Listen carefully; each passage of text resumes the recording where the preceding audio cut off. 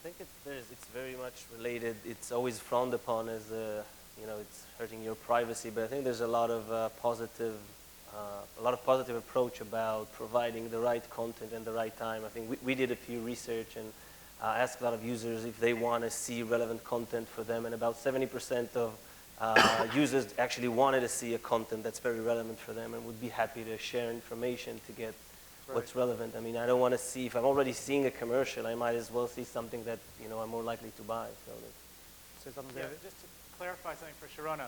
Sharona asked about, targeting and so on and advertising. We're all dependent on advertising in this business. Now, what is advertising for? It's meant to pay for what is otherwise free content to you, the user. So if you don't have the advertising, you don't get the free. If you like free, you need advertising. Now, if you want to opt out, the FCC and FTC has been pushing, and the industry has come up with a self-regulatory compliance regime, and it's called OBA, Online Behavioral Advertising, and it's a little eye in a triangle, and you can actually click on advertising now and opt out. Now, what that means is you're going to get random ads instead of ads that we think, at least, will be relevant and interesting for you.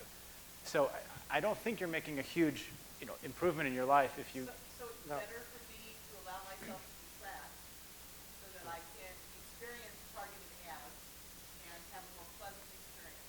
It's less spam, so it's a lesser of two, shall I say. Right. I think it's a trade-off. But I just want you to understand there's no free lunch. Yeah, David makes a good point. Targeting has become kind of the bad word of the internet. That's why we're gradually replacing it with the word personalization. Personalization, if you think about it, really is a win-win-win, because the advertiser doesn't want to waste inventory on people that aren't in market. So if I don't own a pet, I shouldn't be seeing Purina ads, and that's actually good for Purina. And it's great for me, because I don't want to see Purina ads or baby ads because I don't have a baby. And it's also good for the publisher, because if you're on a website and you're seeing ads that aren't relevant to you, you may end up not liking that publisher, and that's not fair to them either. So personalization feels a great thing. And a lot of these guys are involved in personalization, personalized display, personalized video ads, personalized media experiences. So please keep desiring to be have personalization. Is there another question in the audience? In the back by the lights. Oh, we're back here.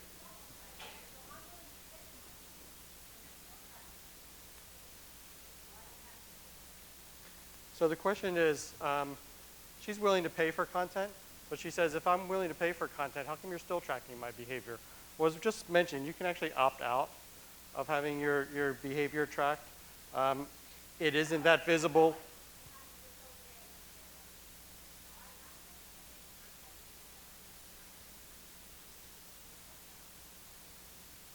You know what? If you pay me, I will tell you how to do it. Yeah, it's right. Yeah. Yeah. You pay me and I'll show you how to opt out of other. Yeah. Again, you have to keep in mind, it's the early stages of an industry. Eventually, you'll be able to pay. You'll be able to opt out from everything. So maybe, I don't know who is tracking you. Again, I don't think we are tracking anyone. We are tracking your online behavior and so on. And you can opt out from, my guess, all of the services we offer over here. And maybe there's someone out there that is not yet behaving well. All of them will eventually behave well. There will be one single place you can opt out, and that's it. It will charge you, I guess, eventually to opt out, but that's life. We have a question here in the middle. There's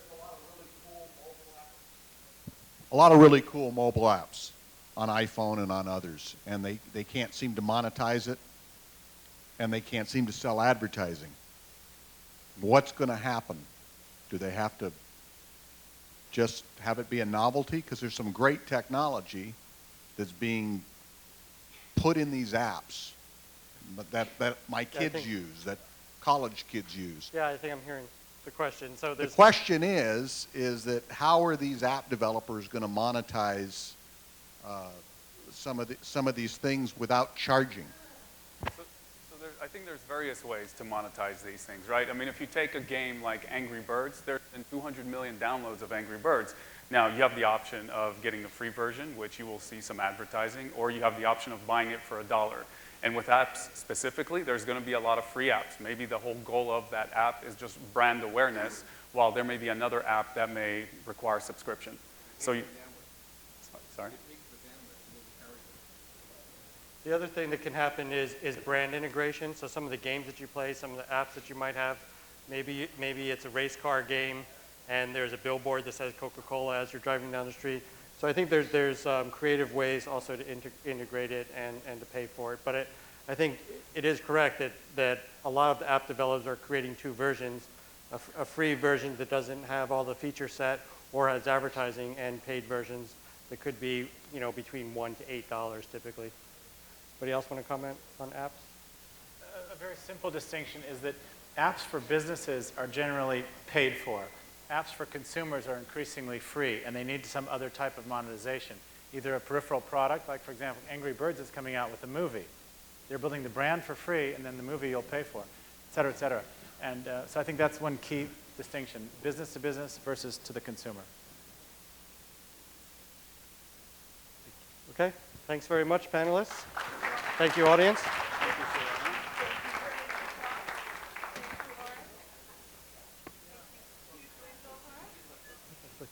Guys, don't go away. We're going to have a little presentation in a minute, please. Where is Jacob?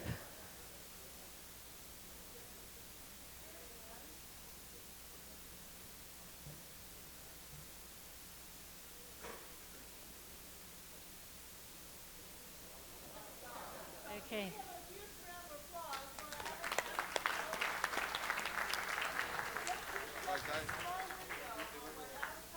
This way.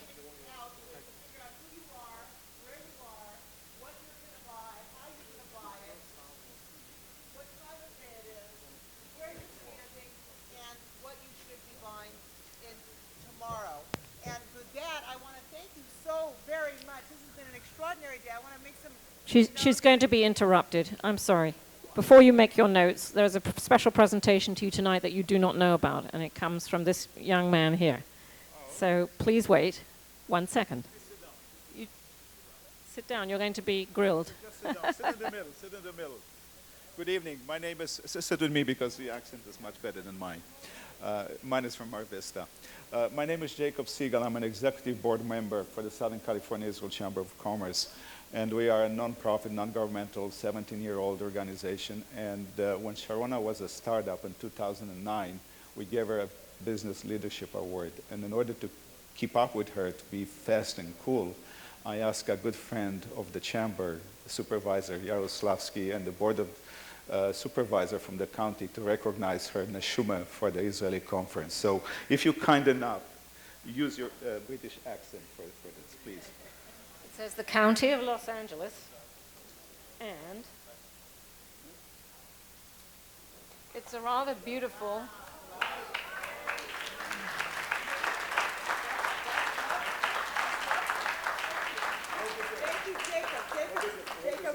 Hang on.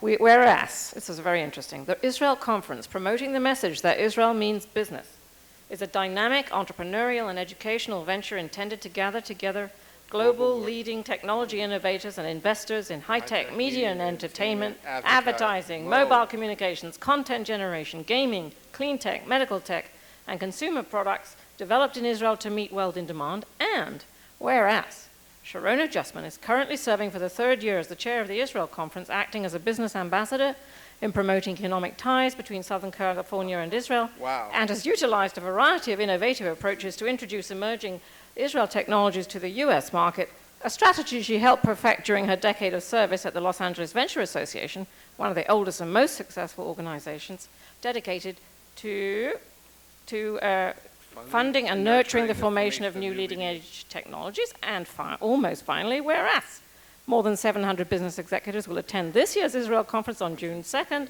at the Lux Hotel in LA to meet leaders of significant businesses that were founded in Israel, conduct business and research and development in Israel, do business there, or have significant investments in Israeli companies, all in an interactive forum to facilitate business and investment opportunities. Now, therefore, be it resolved by the Board of Supervisors of the LA County that Sharona Justman is hereby highly commended for her outstanding leadership as chair of the Israel Conference and for her professional accomplishments as managing director of STEP Strategy, an acquisitions advisory and strategic planning firm with offices in LA and Tel Aviv. She has extended sincere best wishes for another great event this year and continued success in her ongoing business endeavors. Adopted by the order of the Board of Supervisors of the County of Los Angeles, And State of signed California, by- signed by supervisors. Signed by. Yay! Signed by the mayor.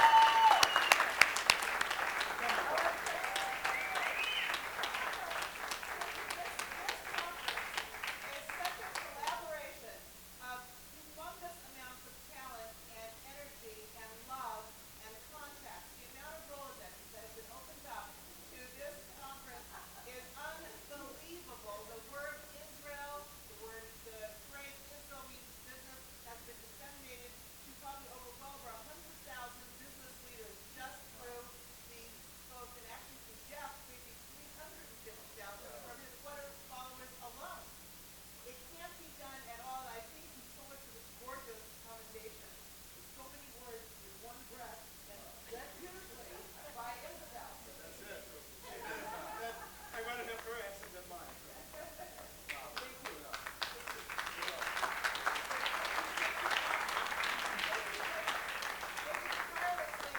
Worked so hard to develop Israel business in the United States. And I want to thank Isabel Maxwell, a real tech pioneer, who's been my partner in developing this since 2009. I want to thank Jeff Pulver, the king of VoIP, who's also been here as a partner and a guide in every way. And he's my friend. And I want to tell you, every single one of the speakers here today, all 60, and those include the people outside in the pavilion, the fast and cools, the panelists, the special speakers, they're all our friends, and I say collectively the our friends, because now you have direct personal contact with everybody. And if you have a question, idea, business, or someone that you want to introduce A to B, you can call all of these men and women directly and just use the code word, the Israel Conference, and presto, you're in. And that's the beauty of this hyper networking event, where we're taking Israel business on the road in a major kind of way. Of course, we have our wonderful leader, Yossi Varney, as well, and he graces us with his wonderfulness. And there's a breakfast tomorrow here at the hotel. Everybody is invited, and I mean everybody. It's all on Yossi, so be here between And right in 2 seconds, there's a music concert. There's a flautist, Hefzibah, who will be playing some beautiful pieces, and then your ears are going to tingle with the music of Yoni Blanc and his rockin' sockin' band, and you get to choose the next note and each of the songs. And please, let me ask you all this. If you enjoyed tonight and all through the day, and you'd like to come back next year, one, email us. You all know you can email paula@theisraelconference.org. If you have a friend who you think, or a colleague that you think should be here, we have a spot on our website saying refer this person. If you have a comment, email me. I'm Sharona@theisraelconference.org. We'll post everything. We want to make the wave happen